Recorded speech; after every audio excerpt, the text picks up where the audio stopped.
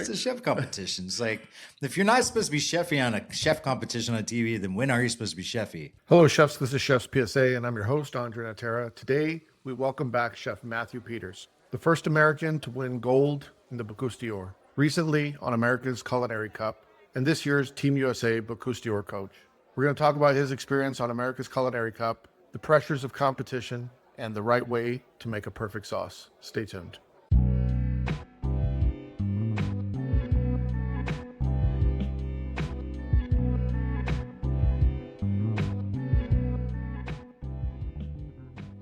By the way, Padma should call me, because if I was in charge of Culinary Cup, I think I would have saved you and Phil right for the end. Like that, to me, that's the finale. I don't know what the logic was. Was it Buddha that set you up to battle each other? There was an article actually in People magazine that I think she just came out with not too long ago. I think Phil actually reposted it too.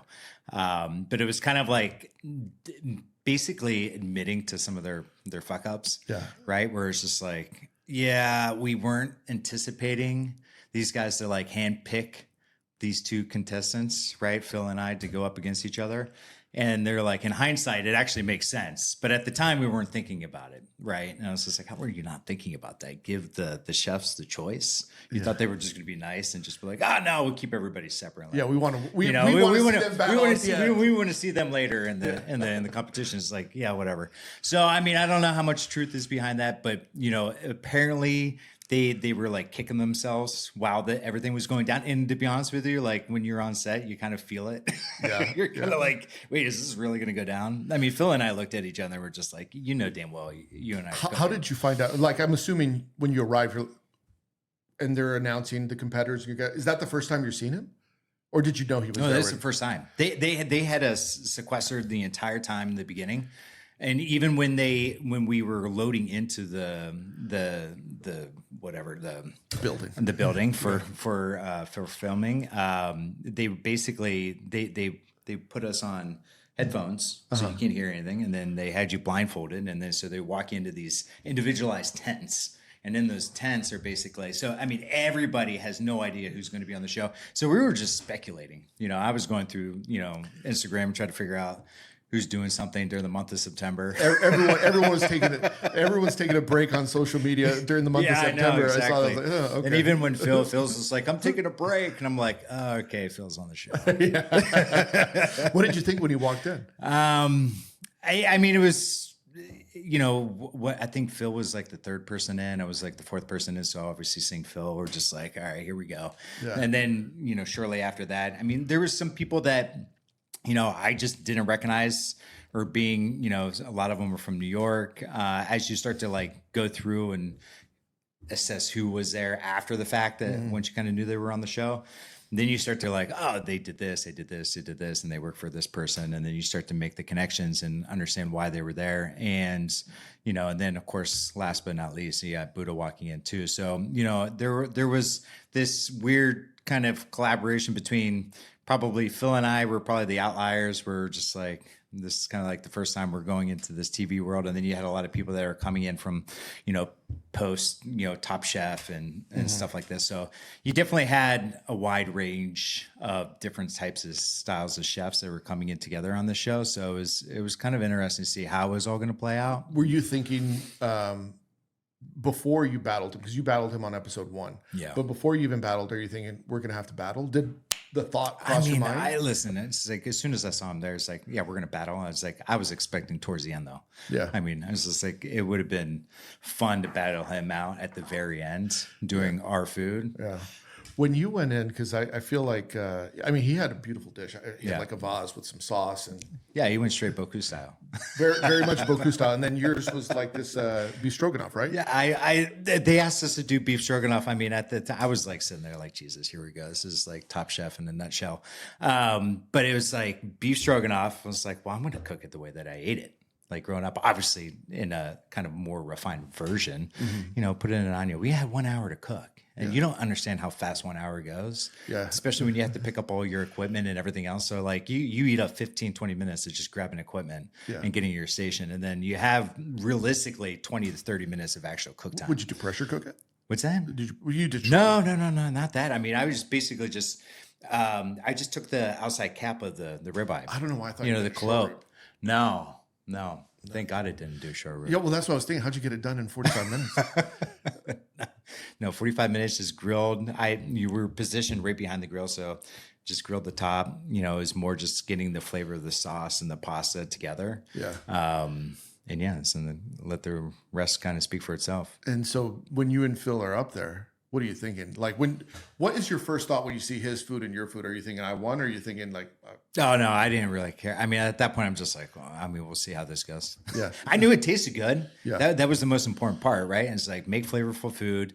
I knew he was going to pull out all those guns from the Bocuse style. So I wanted to be completely different, because if you do Bocuse to Bocuse, it's like, at least there's like a difference between like judgment. Yeah. So I'm like, all right, you're going to do the fancy stuff. It's going to look pretty 100%, but I can damn well bet that this thing is going to taste exactly the way that you grew up eating it, right? Yeah. In some form of fashion. So I bet on that, and I guess my bet was right. It was crazy. I was watching that. I was like, you got to be kidding me. Episode 1. I know. I quite honestly, I was a little bit pissed when I saw that. Not because I wasn't happy for you or for him being on the show, but I was like, no, I want to see the buildup. I want to see I want to see the trash talking in the final episode. You know what I mean? Like it was a little too soon. I mean, I would say that for a handful of those chefs that were on there. I mean, there was a lot of talent that got kicked off right out the gate. Yeah. I definitely think it would have created some drama throughout the process. But everybody that was on it was still, was great and very talented in its own right. So, it played out in a good way, but yeah, I think everybody wished that, Phil and some of these other contestants probably would have made it a little further. Out of curiosity, I'll tell you again, Padma, if you're listening, which she should be, right? Because like, I don't know. I mean, fuck, why aren't you listening? Are you going to call her out? I'll ping her after this. One of the things that I think would be good for a show like this, or maybe not Top Chef because they obviously have a system, but for a new show like this one where it's like we're making the system, is maybe have fewer contestants. So I don't remember how many were on the show, but have fewer contestants and keep them on the entire season and just keep the score going, and then allow them to ring the bell and say, you know what, there's no way I could quit. I thought the scoreboard was great. I wish the points and things would just carry over, right? Naturally, just kind of, and I get it. Like, it's kind of like a basketball game. Your scores don't carry over from game 1 to game 2 or whatever. So, but like in this, I think it just makes more sense, because you're building up like it. You have a more consistent idea of like who's actually leading the charge here, right? Right. And who's actually consistently being the better chef throughout the process. Because you might nail one competition because that's your strength, and you're kicking off someone who's an excellent competitor, and you just kind of toggle it through, and whoever's on the bottom two, those bottom two always fight for the death, right? Yeah. And I think that's just like, I think that's justifiable. And then whoever scored the best, then you have the legit 2 best chefs that have consistently scored throughout because it's based off of who best represents these commandments, right? So if that's the case, then it should be somebody who represents the commandments the best all the way through. So if you get someone like Evan Funky, he might not even make it to the pasta commandment. So you know what I mean? Right. And that's the one person that you want to see the entire time. Right. So yeah, I think it was a fun change. Yeah. A redirect from what Top Chef was. I think Top Chef sometimes gets a little gimmicky, right? There's maybe a little too much playfulness in it. And I feel like what we were, hopeful and excited for the show that, kind of like what we were promised, that like this is going to be more focused on the culinary craft. Did you know that Wiley and Michael were the judges? No, I had no idea. We didn't know. Yeah, I mean, but honestly, great judges. No, I mean, once you saw Michael and Wiley come out, you're like, okay, there's hope here. Yeah. I thought they brought a lot of really good insight to the judging. Yeah, I mean, and then Michael was coming right off just getting awarded 3 stars too. So, there was a great amount of success there through his journey and seeing that. And then obviously, I grew up admiring Wiley through his, WD, days and his long hair and his beautiful locks. And then obviously transitioning to, his new pizza spot. So I'm excited to work with them in the future and see how things go. Did you, on that final three, because you made it to the final three. And then the final two competed, but you didn't make it to the final two. But they got a sous chef. Who was going to be your sous chef? Corey Chow. Was it really? Oh, we were going in deep.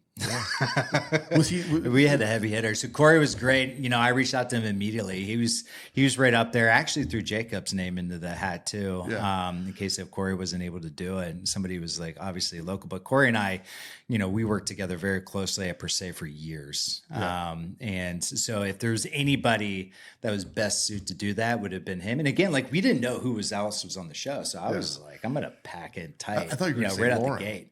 Are you gonna bring Lauren up? Yeah, she would have made her cookies. I mean, if it was a dessert challenge, sure, let's figure it out. Although she'll kill me for that too, because she's like, I'm not a pastry chef. But yeah, so Corey was, you know, I had, you know, I reached out to him and he was just like, yeah, absolutely, let's do it. And so we had everything mapped out for that finale because he was supposed to come. They basically you have to have them locked in. Yeah. Because it's like as soon as you get through that 10th episode or whatever it was, you have to have them locked in and ready to go. So we had them locked in for that finale, and that last competition or whatever right before the two went on, that was unforeseen. We had no idea what was coming our way. So that was kind of like I thought we were cooking for the finale here. I thought we were ready to show some food. Yeah. Yeah. Yeah. That was.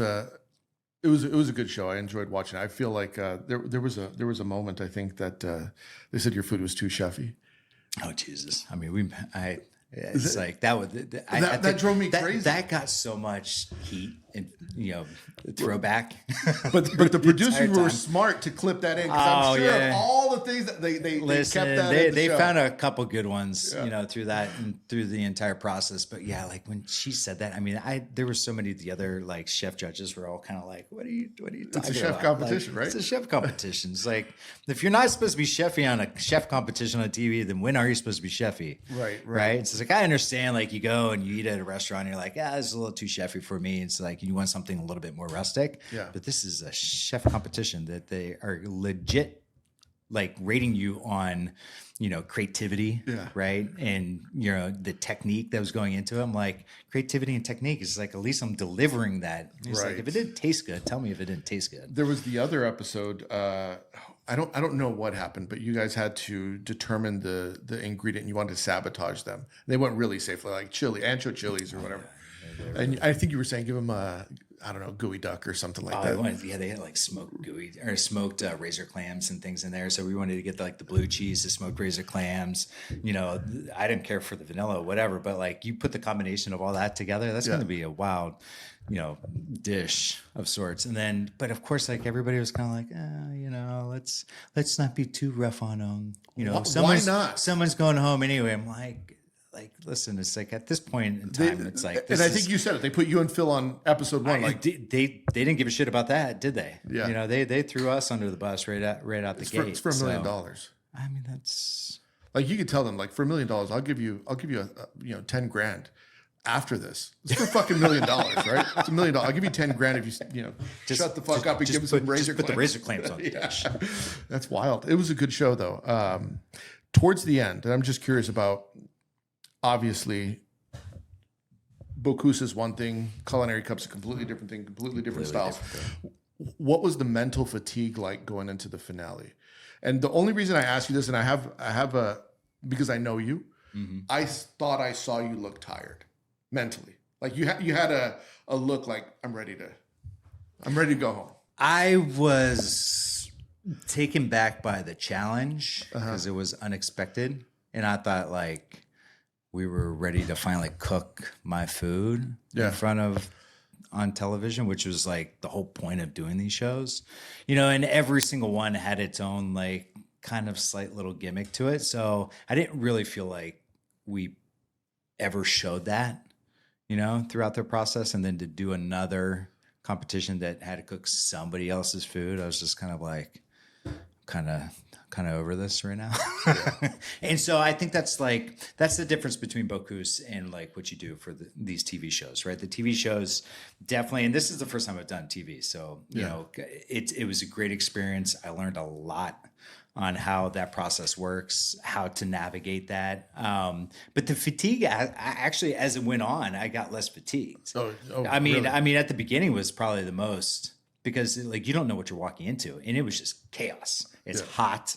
They put on these like giant wool jackets. I don't know why they. I don't like picked the out black the jackets. fit. No, it's not my favorite either. But Padma she designed them. just kidding, Pat. Yeah, They look exactly. great. You be careful.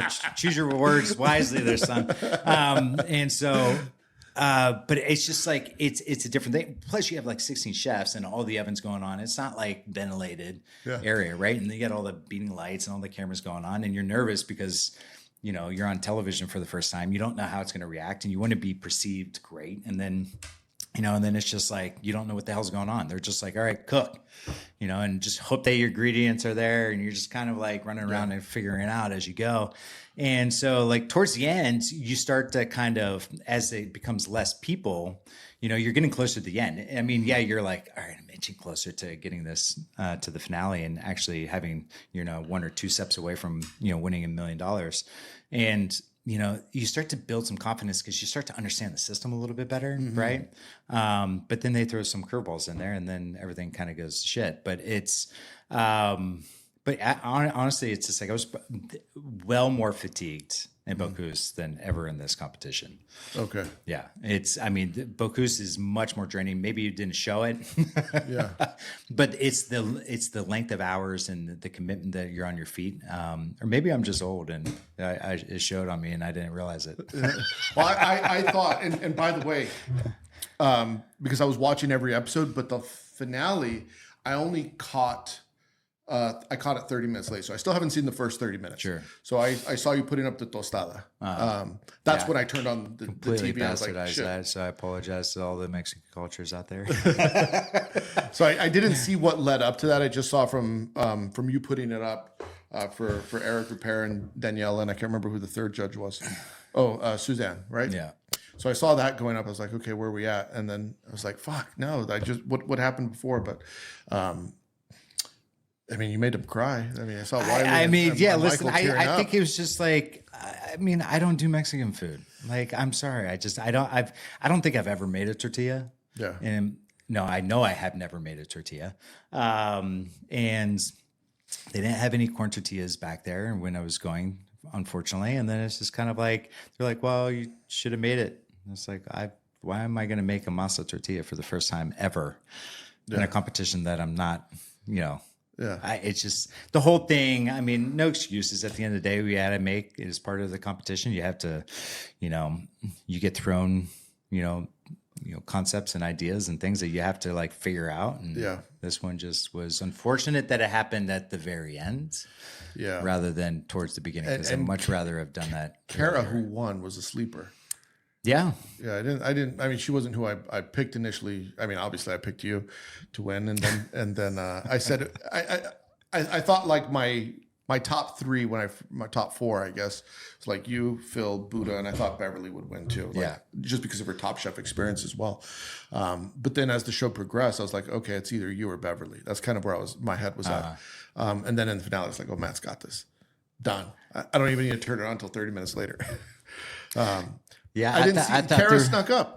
Yeah, I was snuck up, and slow and steady wins the race, I guess, sometimes in that situation. And and again, like, you don't know what the judges are looking for. And so but it's onward and upward from there. When you were about midway, was it like 10 episodes or 8 episodes, whatever it was, when you're about midway through the competition, who did you feel at that moment? When you're like down to the final 5 or 6, who did you think was your biggest competition? Through the whole, Buddha was obviously up there, right? Yeah. Beverly was getting a lot of praise, so obviously Buddha, Beverly, and then there's, you didn't know how everybody. I thought Katie was going to come through too. Katie was a strong candidate. Throughout the process, fucked everyone up. I know it did. I think it threw everybody through, and so. So I think, the people that were on the show towards the end were the right people towards the end. And then any one of them probably could have, got themselves through to the finale, at that point, given, how the competition would, or each one of those, individual commandments turn out. But yeah, I think Beverly was good right up until I think that challenge threw her off. I don't think that was her expertise. It the molecular challenge? Yeah. And again, like that's the difficult part of this. Like if you're not fully immersed in all these techniques and things, it can trip you up if you're not fully packed in. But that challenge was a little crazy too. That like I thought you guys, we were. Is that what we putting up food? Yeah, every few it's minutes? like I mean everybody was just like compressing stuff and smoking random things and just throwing up a dish, and I was just like, all right, like are we supposed to be like really putting together a solid dish, or are we just throwing food up? Your dish, I don't know, it was like a Scotch egg. Yeah. It was badass. Yeah, that was probably my favorite dish that I saw you make on the whole thing. I think Wiley bit it and it exploded, but still it looked great. Yeah, well, I mean, no, they cut it. I was just like, and I was about to tell him, I was just like, can you just put the plate down and then cut it instead of like trying to pick it up and cut it like you're at the fairground. But yeah, it's, I think that's what I was more intrigued to like showing the technical element of that. And when we had that opportunity to do it, I tried to take advantage of it. But then again, it's just like, even when you're trying to deliver this technical dish, everybody else is over there like playing the game, right? And then the game was to throw as many of these techniques up in as many dishes. Up, right? Just keep the points going. It's just like, so they're like, Chris is over there just like taking 7 different ingredients. He's just smoking them all. Yeah. You're like, all right, 10 points each. It's just like, what are we doing here? Like, I thought we were like creating like solid, flavorful dishes. 30 years in the kitchen, 7 books, 200 podcast episodes, all distilled into a 5-minute daily leadership practice. It's called Lead Like a Chef. Most people who get promoted quit the industry within 2 years, not because they can't cook, but because no one taught them how to lead. I built an app that does. Lead Like a Chef. Take the free 2-minute quiz that tells you exactly where you stand. Go to studio.com/Andre. Link is in the show notes. And so they were just kind of like, it just became a wing fest. I mean, everybody was just like, bringing this shit, throwing this shit over here. And how long was that one? I mean, that was like 3 hours. Yeah. So was that where Padma was saying like they tried like 30 dishes, 30 steak dishes? But that's what I'm saying. Because once everybody figured out that was how the point structures were like being played out, then everybody had to play the game. So then the second half of the show, like after halftime, it was like an hour and a half, and then you had a back hour and a half. And when you came back, like Buddha, that's why Buddha was like, all right, game on. Yeah. And then I tried to get in, but by the time you get there, and then once an ingredient's gone out of the pantry, the ingredient's gone. Mm-hmm. So of course he goes in there and takes like every fruit puree, and he's just like liquid nitrogen everything. I mean, so there's a there's a system that you got to play, and the gamesmanship. I mean, yeah. So it's. Would you do it again? That question got brought up, for the first like 6 episodes. I was like, no.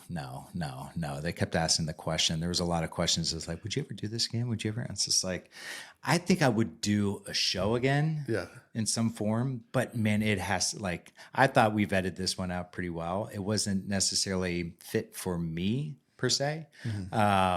I'm glad I did it. It gives a different perspective, and it gives you a different audience, right? I mean, in this restaurant game, you have to be more open, I think, in today's world than you were in the past, right? As much as I love the fine dining and always will stay true and close to my heart, but it's just like, and we'll continue to push a concept towards that. Yeah. But there's a business, right? And there's a massive part of that business that needs to occupy part of your career, right? And if you're not making money, you're not, it doesn't matter how many stars or whatever you're doing. And eventually it's all going to go away and everyone's going to forget about it, right? So at the end of the day, you still have to do what's right for you and your family, which is making money, right? And to support that so that they can go off and do the things that they want to do. So, for this, we looked at it as like an opportunity to re-engage with the public, get more eyes on us, right, than we had before, because this business is extremely challenging in terms of trying to get things open and trying to figure out how to get money and attention to, your concept and deliver a message. So, that's so sometimes you got to play the game. No, you bring up an excellent point. I think for you, a lot of the people that were sometimes at the judges table, I felt like, Matt could be judging these people just as much as the judges. No, yeah, there's times where I felt that I was like, man, what am I doing? But what I'm saying is, like, who's to say that they're not going to bring you back on Culinary Cup as a special guest judge? Yeah, I don't know if third place gets. I mean, listen, at the end of the day, it's. Sometimes I mean, maybe. Fan favorites. Sometimes sure. I haven't looked at the Reddit. I don't really watch or pay attention to half that stuff, and so I don't. Depending on how things play out. Listen, we have a big year with Bocuse, which I'm excited about, and how that stuff plays out. And yeah, it's just like from a technical aspect, is there still unfinished business for me in the restaurant world? Absolutely. Right. The whole point of coming down to Austin was to open up a restaurant and to kind of, push the limits of the culinary scene down here as much as, we possibly could. And, we still are going to do that at some point here, hopefully soon. And, and you got to understand, like, these shows are, they're fun, they're quirky, they're interesting, and they're entertainment. Yeah, right. So, and I think that's where I did it because I needed to put myself in a kind of a different box. I think, sometimes, being in uncomfortable positions and scenarios there's something to learn there through that process. Yeah. It humbles you a little bit even more. And then I think it's just kind of like realizing that, there's more outside of just like this small little pocket of three Michelin star dining and experiences and things. So it's just kind of like, it's opening those doors of opportunity. I think about, I think both you and I would both agree on the statement that Thomas is arguably one of the best chefs ever. Like, he's definitely on most people's Mount Rushmore.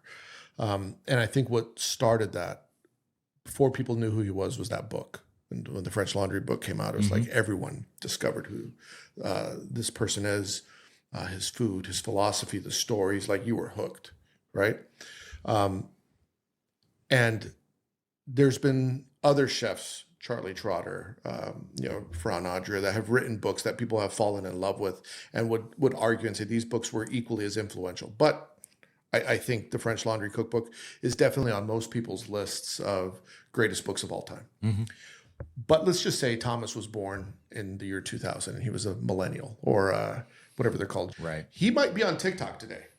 That might be that might be his approach. If he was 26 years old today, his approach might not be writing a beautiful cookbook. His approach might be like, I got to get on TikTok. I might be a streamer, right? Showing my food or something like that to grab the attention to go to the restaurant. So I think it's important that that chefs, everyone understands, like, there's audiences everywhere. There's audiences on streaming. There's audiences on podcasts. There's audiences on Culinary Cup, and there's audiences that still read books and periodicals. But I think that it's an ever evolving thing. Yeah, retaining that information is different in today's world. Yeah. Right. And books was really the only clear source of that. Right. That magazines, newspapers, some television, but it wasn't like, what it is today. Yeah. And then of course the iPhones and, live streaming and everything else just like took over in the entire market. But I feel, yeah, like the chefs of the past is a completely, and you see it even like in the way that they market their businesses today. Yeah. Like, they're trying to jump all into it. I mean, Danielle does a great job of it. John George has been able to shift, but I mean, they have massive teams that are coming in here and say, hey, if you want to stay relevant, this is the way to do it. Right. And Thomas definitely, I remember even having conversations and, everybody within that realm would always sit there and be like, oh, you don't want to, like, you shouldn't get on this, or you shouldn't do this or on TV, or you should not do this on social media. Oh, we're not going to, post any of this stuff. It's not on brand. It's just not on brand. And it's just like, and at some point or another, I'm like, if I don't do this, like, you're going to get left behind. Right. And so, like, our generation is basically, if you don't do it, you're done. Right. And you can't just sit there and be like, oh, I'm just going to cook a lot of good food and just hope that that people just show up every day. Yeah. It It's like the doesn't work garage that way. band that like, no, someone's going to just drive by and listen to us. Yeah, exactly. Yeah. No, they're going to hear it. It's like the neighbor's going to talk about it. They're going to, and everyone's going to love it. It's just that stuff doesn't happen. This idea that like you put it out there in the world and the voice or the message is going to get across the country and everyone's going to come visit you like he did in the French Laundry, right? That's just the way that things traveled back then. Yeah. Today, you got to post it out there and you got to blast it from the mountaintops. And so I think that's, that is a little of the reason why I was just like, you know what, if I'm going to jump into this, let's test it. Let's feel it out. Let's do it. Screw it. Like at some point or another, I got to find other avenues to kind of get my message across and find ways to promote the restaurant and kind of see where things take it. And who knows, if I suck at it, I suck at it. But it was great. I thought you did great. I loved every week I tuned in and like texted with a couple of others. I was like, oh, did you see Matt? He's on right now. Yeah, I mean, listen. Everyone's really excited. You don't know how many people texted me today and like, say hi to Matt. Make sure you ask him this. I mean, but that's the whole point, right? And it's just it has to, it'll bring something else out, and maybe a new opportunity that I was so close-minded on, right? Yeah. That is the whole purpose of doing this and moving in a different direction in terms of the business. And again, at the end of the day, like, you're nothing without a successful business, right? To be able to project yourself into, future opportunities. And it's like this first one, whatever I do needs to be successful. And so I've taken a lot of thought through this process of like, how do you get there, right? To make sure that can be, the stepping stone towards others. Yeah. What's that expression? Slow doors close fast. Right. Yeah. And I think Buddha does a good job with that also, right? He's been on Top Chef a couple of times, being on Culinary. I mean, he'll be the first one to sit there and tell you, it's like, Top Chef, fills his restaurant. Yeah. Top Chef like built his restaurant, right? Because it's the demand to see him cook and do the things, and it brought open the opportunity. And every single person that comes in there wants to take a picture next to Buddha because they watch him on Top Chef. Right. You know what I mean? Now on America's Culinary Cup, but yeah, it's and there's nothing wrong with that. I mean, you're promoting, you're a billboard for your own business, right? And I think there's a sense of that. And it's a different mentality. I get it. There's like this, I think some people was, it's kind of cringy for some people, but I think it's for a lot of people, it's just because, until you do it and you understand it, I think there's just a confusion of like how that gets represented. Now, not everybody, like, listen, I'm not going to jump on, what is it, like Guys Grocery Games? Guys Grocery Games.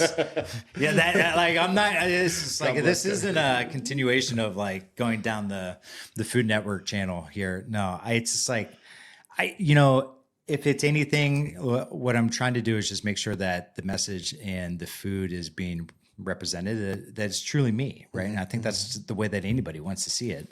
I think the level of competition for this show was great. Obviously Bocuse d'Or winner, silver medalist, Buddha's 2-time Top Chef, Beverly's been on Top Chef, James Beard winners, Michelin star chefs. I thought it was great. Like it was great to see, like, this is almost what, I don't know if you remember, like what Top Chef Masters was. Like they were like, okay, these people shouldn't be at the the get discovered point. They're already discovered. Right. And I thought they did a good job with bringing in a certain level of talent. I know there was a lot of other chefs that I know, that you know as well, that were talking about going on that I didn't see go on.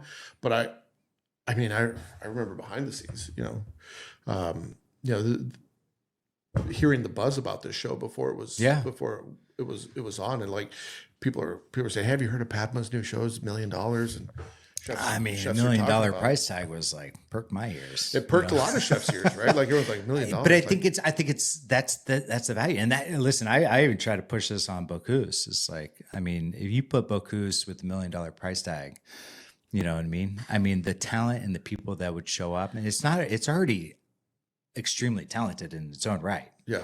But just just imagine where that competition would go. Well, I think if you put $1 million on Bocuse, it's not about the talent, because the talent, arguably, like a more famous person might not be able to cook better than the gold medalist, right?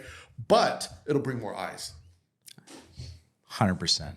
And I mean, and again, like if you've never been to Lyon and for the finale, there's already thousands of people in the crowd as it is, but he just puts it on a whole different platform, right?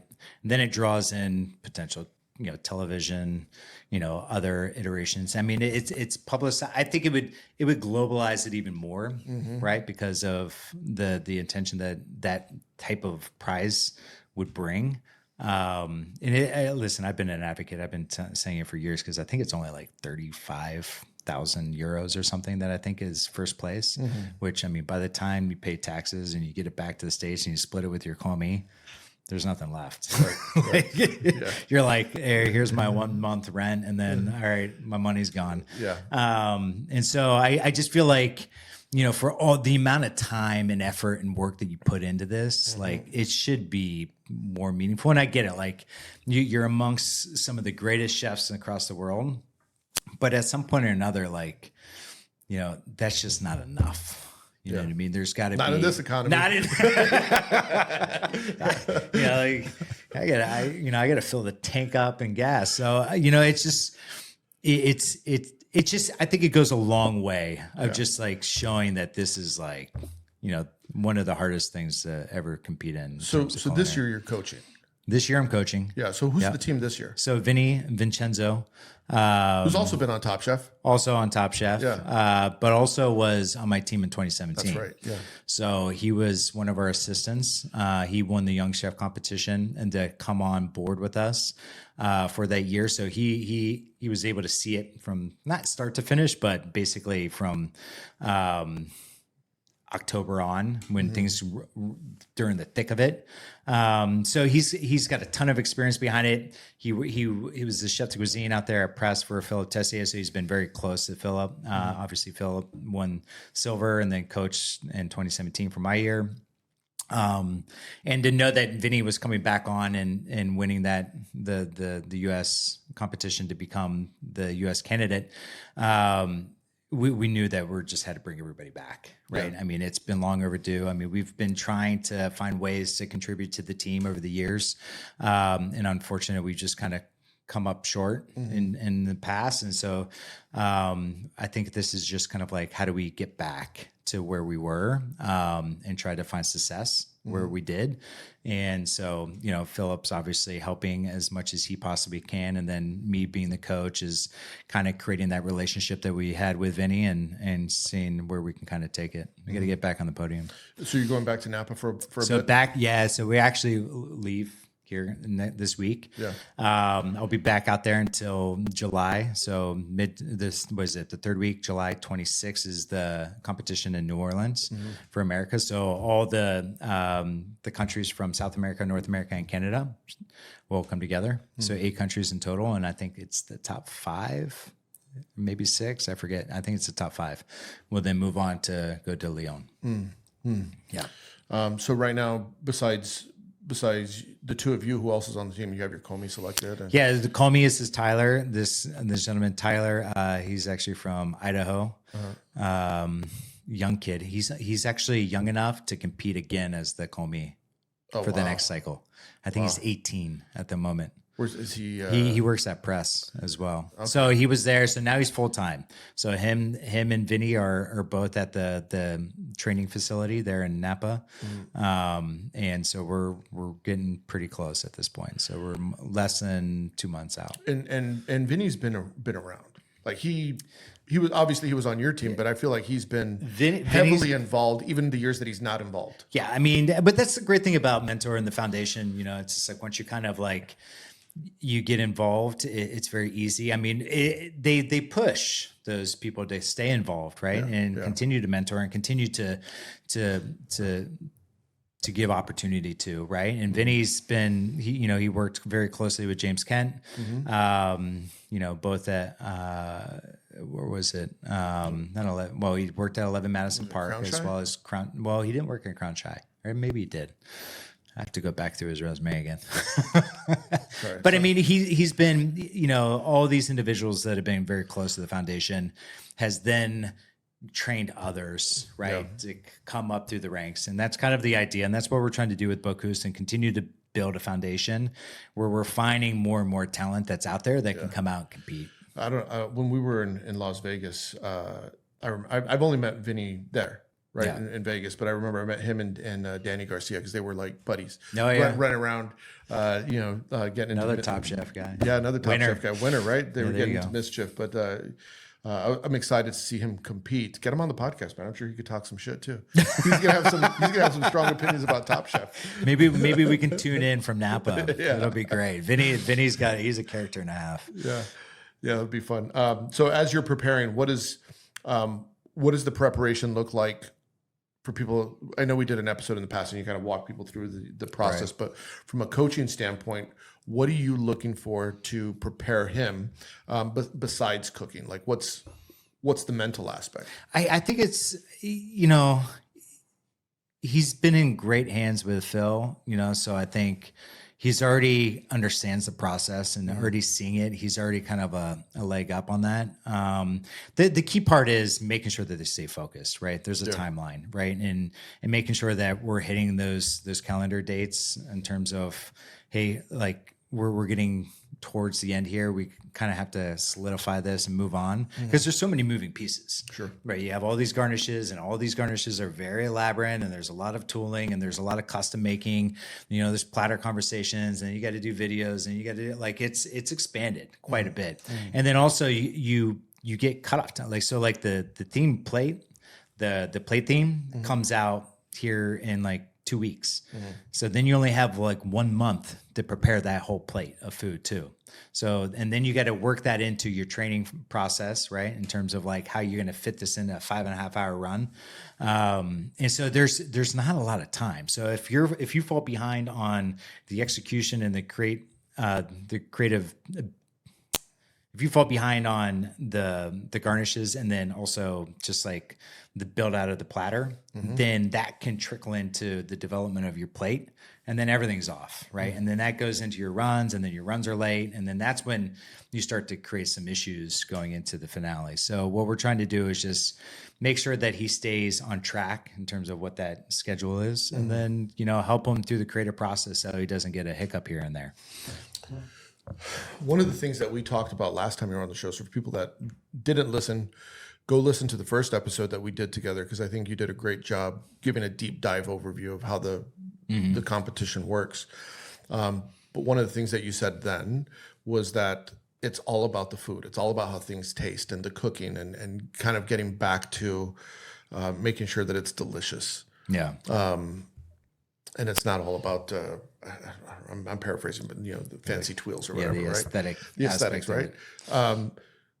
It's something that I thought about, not just for Culinary Cup, but also for Bocuse, but then also because it came up in a group chat the other day of sauce making.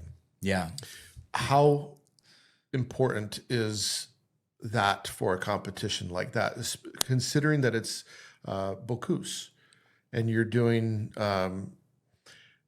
could a amazing sauce that's just excellent, like, oh my God, this fucking saucier is, will it move the needle?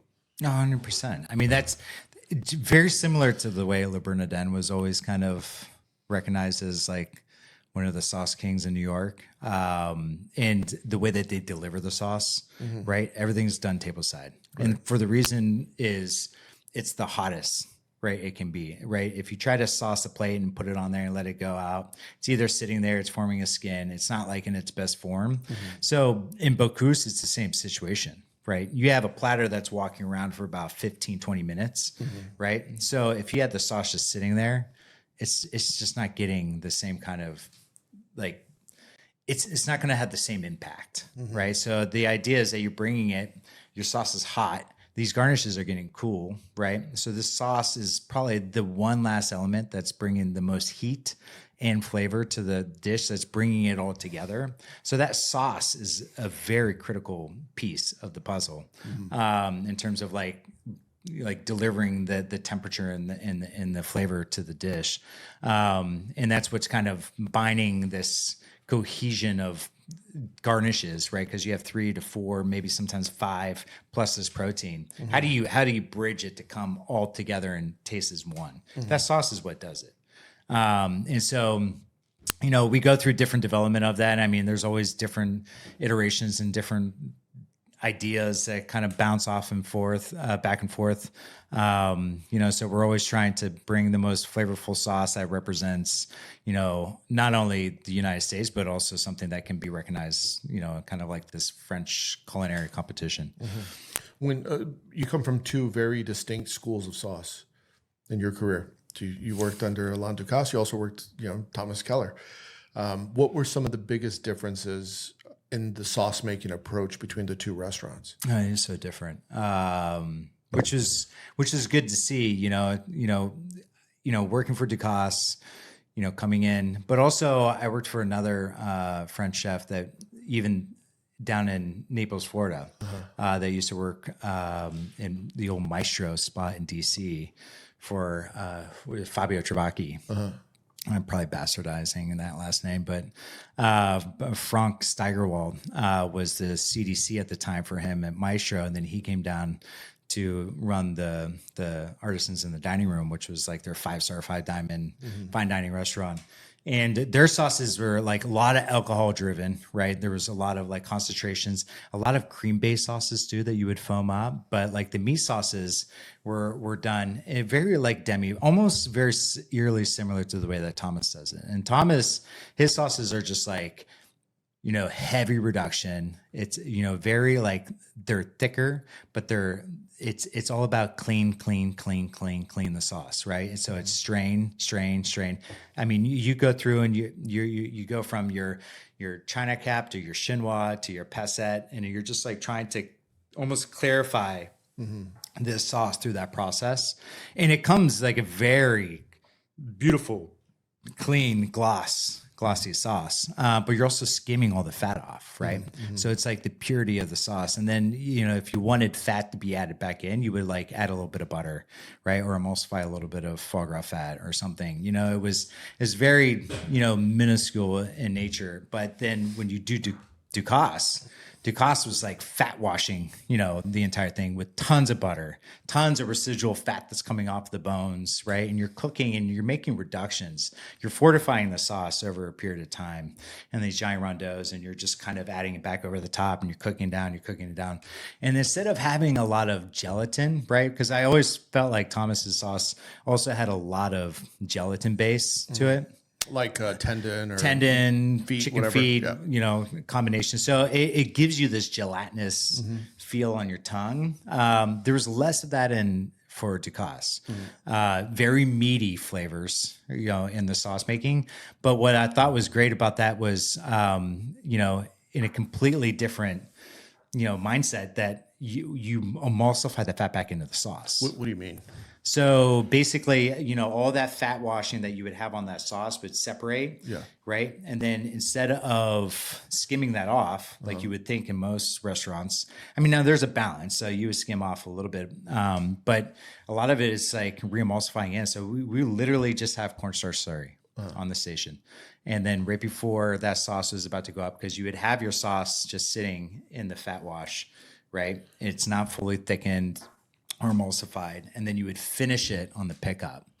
And so basically the sauce, you're finishing, you're adding your, any garnishes or whatever it is, or herbs, aromatics, you're refreshing the sauce, and then it would be strained and then re-emulsified, and then that fat would be going back into the sauce. So that fat is what gave you that mouthfeel, not the overly reduced tendon, right? The gelatinous of the tendon. It was the fat that was like re-emulsifying into the sauce. I worked with someone used to be my sous chef that worked under Ducasse, and one of the things that I hate to say I stole from them, but it's like, show me how you did that. Because they were showing me sauces one day, and I was like, I like that. Teach me what they did. And what they would make a lot of brown butter. So they would simmer the chicken feet or whatever in butter, and then turn that butter into brown butter.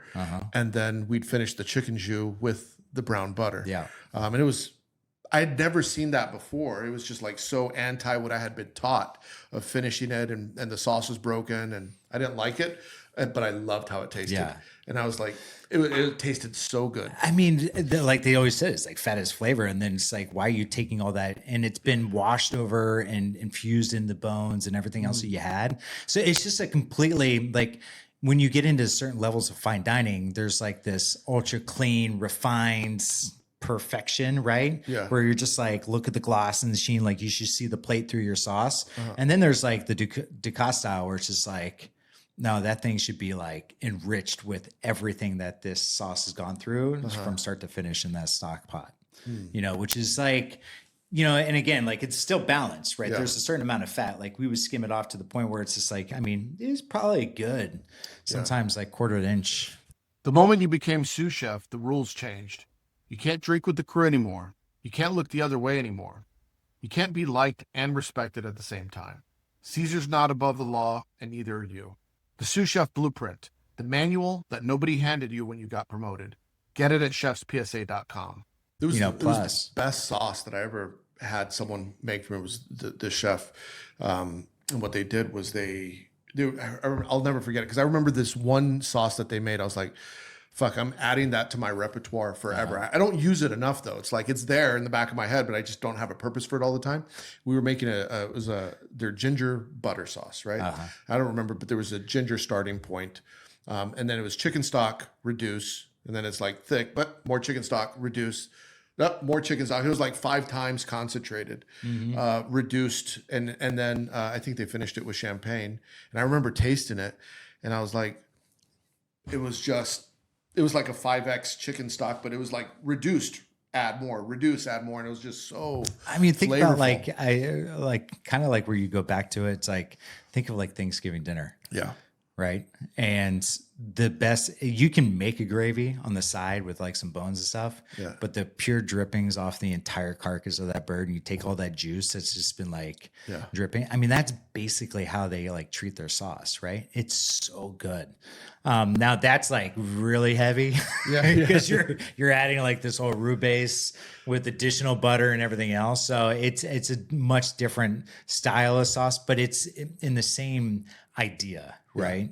Yeah. So what is your way now? Like, have you adopted a different method from your time with Thomas, your time in the Ducasse kitchens? Is it now the Matt Peters style, or is it just like, you know, well, I mean, it's been easy because the last 8 years, you know, working for Thomas, it's real easy to just continue to stay within the vein of what that is, right? And there's what I've started to do is kind of tinker with my own reduction process, right? And then the addition of fat. I think, you know, over time, you know, I think once the restaurant kind of gets in motion, we'll continue to develop, you know, what that looks like in a bigger perspective. You know, so there's always evolutional change that happens within a restaurant, right? Because once it's just, you know, I saw it through basically every chef goes through that process. I mean, I remember when Corey Lee left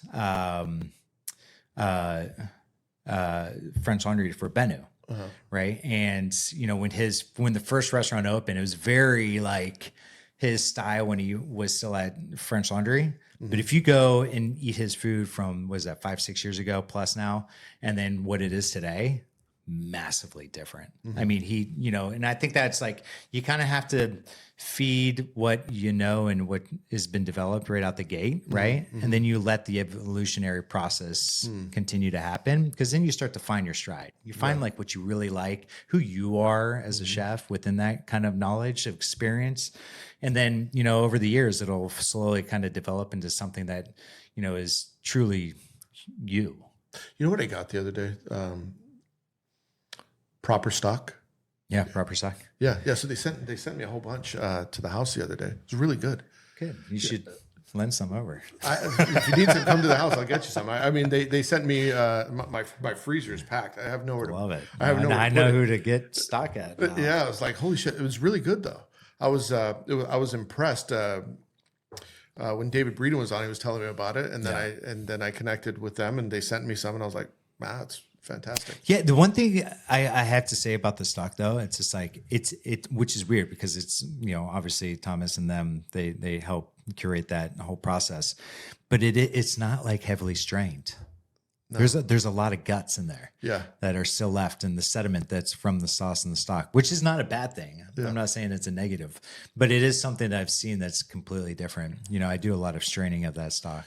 Yeah, there's a lot to be said when it comes to like pre-made products. But in consideration, it's like those, especially if you're familiar with hotels and things, like you don't have a lot of options. Yeah, I don't mind I thought like if you have a small restaurant and you don't have anywhere to make your stock, like why? This is probably, and honestly, it's probably better than what your entry level cook that you're assigning to make the stock is going to make. 100%. And it's going to take up less space. It's going to be consistent. I'm a big fan of proper stock. Yeah. So far, it's my first time using it, but you can use it. You can also just use it as like a little fluff. Yeah. Right. To kind of get you over if you needed it, or just like JIC. You know what else I'm a fan of? Scenario. Frozen potato pearls. Frozen potato pearls. I don't know anything about this. Or like dehydrated potatoes. Oh, like freeze dried potato flakes and stuff. Yeah. You make your mashed potatoes now from? I mean, at home, I bought a case of Bob's Red Mill potato flakes. Yeah. And I don't remember why I bought it, but I was like, I'm going to make some potatoes. I've heard, and no one will go on record saying this, but I've heard that a lot of there's a certain restaurant that's famous for their palm puree that uses them. Oh yeah. Well, I mean, so yeah, but they make their own. So they take don't they like freeze dry their own? I think there's a certain brand. The freeze dry is, I mean, we did it with the corn too. Yeah. Like we did fresh corn pudding from the peak season of Brentwood corn. There's like this really sweet corn. We would cook it into a pudding form, right? Just like you do. You activate the starch, and then we freeze dried it, and then you can then rehydrate it with either water or just add some milk back into it. And it tastes just like you had it in the middle of the summertime. That's what I'm saying. These freeze-dried potatoes, I made, a very famous palm puree. Yeah. And I was like, I mean, when you're adding 50% butter, it's pretty close.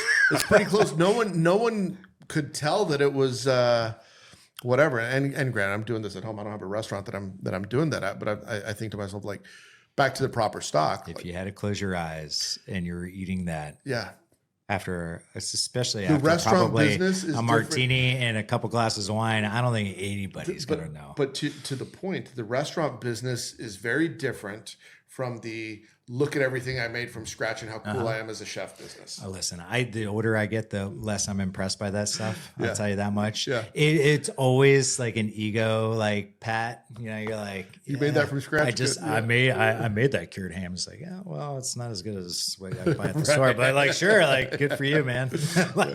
So I think there's a piece of that, and that's another story for another time too. Like, it's just, there's things that make sense, right? And I think sometimes our own like idea of what is right sometimes gets in the way of like kind of like thinking of new creative approaches and the necessity of doing some of these things over, some of the reasons for them. I have no idea. Like it's like making the ham.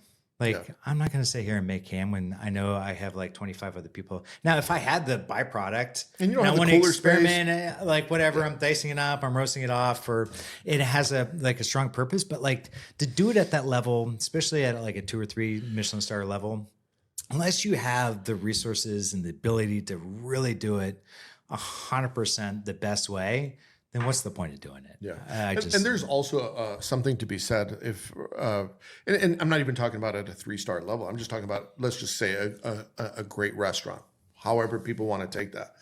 If I'm going to a great restaurant, I want great ingredients. Yeah. And if you could get me the best ham that I can't, because it's the most exceptional Benton's ham or, from, the most amazing spec from Friuli or whatever, right? Or a restaurant that's making their own ketchup. Yeah. Like I don't need that. Just give me the best. Just give me the best version of whatever it is. Just give me Heinz and then call it a day. Like, let's stop with this shit. Ketchup, homemade ketchup. We're 86 ribeye today. Why is that? Because I was making ketchup. True story. Don't make another iteration of A1 sauce. Just go ahead and buy it and add some demi-glace to it and call it a day. Chef, where can people find you? Thanks for coming on, by the way. Before we tell people where to find you, I was excited to see you on Culinary Cup. It was great to see you on TV. It was now I don't know what I'm going to do on my Wednesday nights. But we just you know what you got to do? You got to create a show. Yeah. I'm going to start live streaming. Chef PSA, culinary show. Culinary show. Padma, call me. I have ideas. I have ideas. We'll boost ratings. Where can people find you?